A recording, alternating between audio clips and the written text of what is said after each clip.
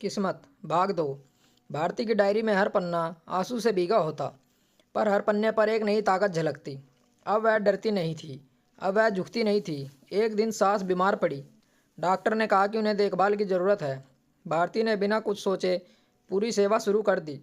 सुबह दवा, रात का खाना, माथे पर पट्टी।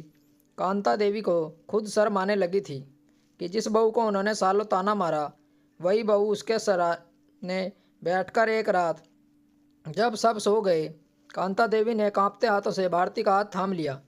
बोली, बेटी माफ़ कर दो मुझे, मैं अहंकार में अंधी थी, तुझे पहचान नहीं पाई। भारती की आंखों से आंसू बह निकले, लेकिन उसने बस इतना कहा, माँ जी, जो बीत गया वह सज़ा नहीं सीख थी। उस रात घर में एक अजीब सी शांति थी, जैसे किसी ने सालों का दर्द धो दिया हो।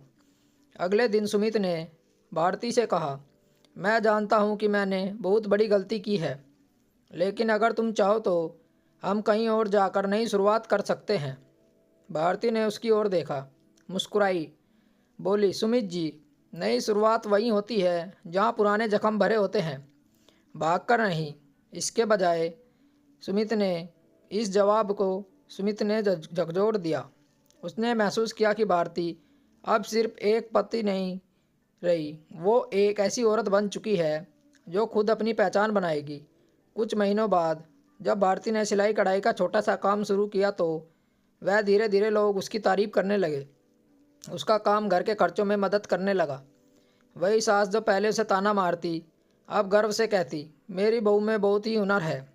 मोहल्ले के लोग कहते, देखो, पहले इस घर में कितना झगड़ा हुआ करता था, अब जैसे मंदिर बन गया हो।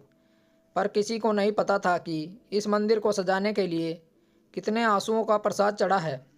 एक दिन भारती की बेटी ने स्कूल में पुरस्कार जीता।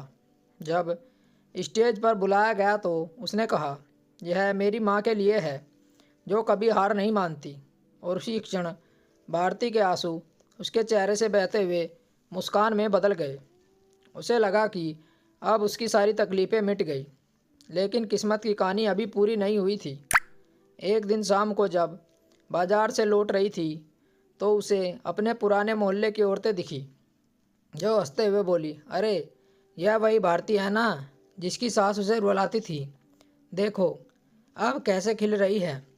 वह हंसी सुनकर भारती को कोई दर्द नहीं हुआ, बल्कि गर्व महसूस हुआ कि अब तो लोग उसे दया से नहीं, इज्जत से देख रहे हैं। घर लौटते ही सुमित ने कहा, भारती, अब लगता है तू ही घर की असली ताकत है। और उसने मुस्कुराकर जवाब दिया, हर घर की ताकत वही होती है जो घर चुपचाप संभाल ले, चाहे खुद टूट जाए। वह दिन था जब घर में पहली बार दिवाली के लिए भारती ने हाथों से दिए जलाए थे। सास ने कहा, अब असली लक्ष्मी तो घर आ चुकी है।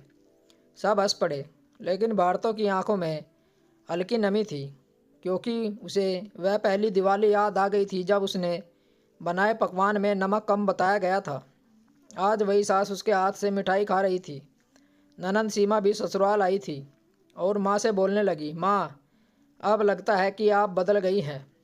माँ ने जवाब दिया, तेरी भाभी ने हमें इंसान बनाना सिखा दिया है। उस रात सब सो गए तो भारती ने भगवान के आगे सिर झुकाया, कहा, हे प्रभु, तूने मुझे इतना सहन करवाया ताकि मैं मजबूत बन जाऊं, शुक्रिया। और शायद ऊपर वाले ने भी मुस्कुराकर कहा होगा, अब तेरा वक्त है मुस्कुराने का। अगले दिन से भारती ने अपनी छोटी सी दुकान खोली। सुमित ने खुद बोर्ड लगाया। वह वही लोग जो कभी उसे नीचा दिखाते थे, अब उसकी तारीफ करते नहीं थकते। मोहल्ले की लड़कियां कहती, भाभी, हम भी आपकी तरह बनना चाहते हैं। और वह बस कहती, मेरी तरह बनने से पहले खुद पर भरोसा करना सीखो। जीवन में मोड़ है, अब किसी की जीत का प्रतीक बन चुका था। धीरे धीरे घर में प्यार लौट आया। सास पोते हंसी मजाक करते। सुमित भी शाम को घर समय पर लौटता। एक दिन सास ने कहा, भारती, तेरे आने के बाद घर का चैन चला गया था, लेकिन अब समझ आया कि चैन भी तेरे हाथों से ही वापस आया था। भारती ने नम आंखों से कहा, माँ जी, जो घर टूटने में वक्त लगता है, लेकिन प्यार सब कुछ ठीक कर देता है। और सच, अब वो घर जो कभी तानों से झगड़ों से भरा हुआ था, अब आशीर्वाद से गूंजता महकता है। भारती के भीतर अब दर्द नहीं, शांति आ चुकी थी। और कि सबसे बड़ी ताकत उसका सहन करना नहीं बल्कि सही वक्त पर खुद को पहचान लेना था। एक दिन उसके पति सुमित को नौकरी में बड़ी मुसीबत आ गई। किसी झूठे आरोप में उसे सस्पेंड कर दिया गया। घर में फिर से ताना लौट आया। सास कांता देवी का चेहरा बुझ गया। अब वही सास जो पहले हर बात में ताना मारती थी, रोज़ मंदिर में भारती के लिए दुआ मांगती है। भारती ने देखा कि सुमित टूट चुका है। उसकी आंखों में निराशा थी, पर उसने उसकी ओर देखा और कहा, डरना मत, हम फिर संभाल लेंगे। उसने अपनी छोटी दुकान का काम बढ़ाया। रात दिन मेहनत करके अपने बच्चों को पढ़ाया और खुद बाजार में जाकर माला लगाने लगी। मोहल्ले की औरतें अब उसकी मिसाल देने लगी। देखो, पहले वही लड़की जो हर वक्त रोती रहती थी, अब देखो कैसे खड़ी हो गई है अपने पैरों पर। लेकिन सफलता की राह कभी आसान नहीं होती। कुछ लोगों को उसका उभरना रास नहीं आया। वही पड़ोसी जो पहले उसके दर्द पर हंसे थे, अब उसकी तरक्की से जलने लगे। एक दिन उन्होंने झूठी अफवाह फैलाई कि भारती का किसी व्यापारी से रिश्ता है जो उसे मदद कर रहा है। बात सास और सुमित तक पहुंची। सुमित कुछ पल के लिए फिर वही पुराना बन गया। वही शक, वही चुप्पी, वही गुस्सा।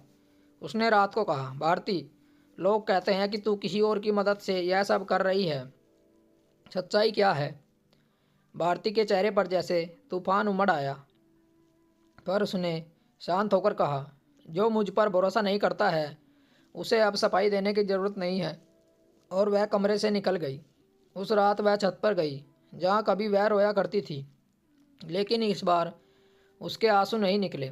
अब वह मजबूत हो चुकी थी। अगले दिन उसने बच्चों को स्कूल छोड़ा, दुकान खोली और पूरी हिम्मत के साथ काम किया। कुछ दिन बीते और सच्चाई सामने आई। असल में जिस व्यापारी की बात फैलाई गई थी, उसने सामने आकर कहा कि भारती ने मुझसे कभी मदद नहीं मांगी, लेकिन उसने मुझे ईमानदारी सिखाई। सुमित का सिर शर्म से झुक गया। उसने शाम को भारती के सामने आकर कहा, मुझे माफ़ कर दो, मैं फिर वही गलती कर बैठा। भारती ने उसे देखा और कहा, सुमित, अब मैं किसी से नफरत नहीं करती, पर जो भरोसा एक बार टूट जाता है वो वैसा कभी नहीं रहता। जैसे बात सुनकर सुमित के आंसू छलक पड़े। उसने उसके पैर छू लिए। वही आदमी जिसने कभी भारती को गलत कहा था, आज उसकी ताकत के आगे झुक गया। धीरे धीरे घर में फिर से खुशियाँ लौटने लगी थी। लेकिन अब भारती सिर्फ घर की बहू नहीं, पूरे मोहल्ले के लिए प्रेरणा बन चुकी थी। दोस्तों, कहानी आपको कैसी लगी कमेंट करके हमें बताएं और चैनल को सब्सक्राइब करना न भूलें। मिलते हैं एक और अच्छी कहानी के साथ। कहानी सुनने के लिए धन्यवाद। राम राम दोस्तों।